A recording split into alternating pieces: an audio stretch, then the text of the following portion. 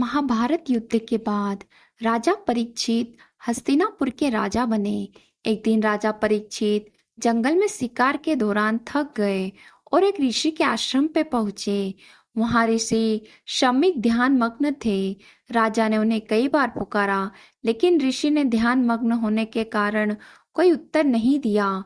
क्रोधित होकर राजा परीक्षित ने पास में पड़ी एक मृत सर्प को ऋषि के गले में डाल दिया और वहां से चले गए।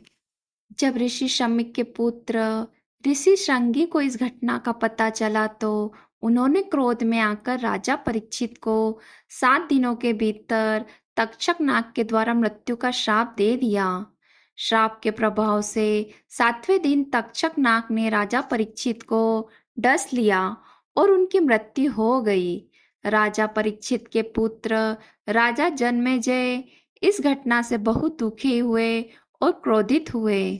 उन्होंने तक्षक नाग और सभी सर्पों से अपने पिता की मृत्यु का बदला लेने के लिए एक विशाल सर्प सत्र यज्ञ का आयोजन किया, जिसमें समस्त नागों को आहुति देकर नष्ट करने का संकल्प लिया गया।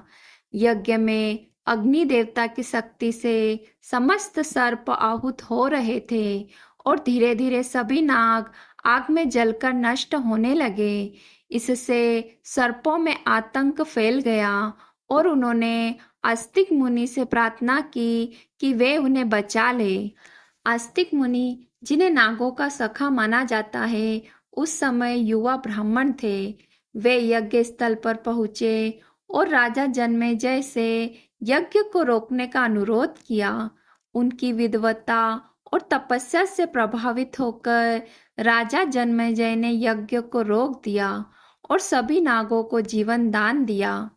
तभी से नाग पंचमी पर्व पर नागों की पूजा की जाती है और उन्हें धूप, ध्यान और मिठाई अर्पित की जाती है।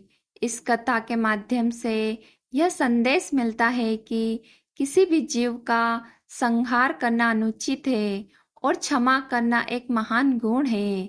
साथ ही यह भी माना जाता है कि इस दिन नागों की पूजा करने से नाग दोष का भय दूर होता है और घर में समृद्धि आती है।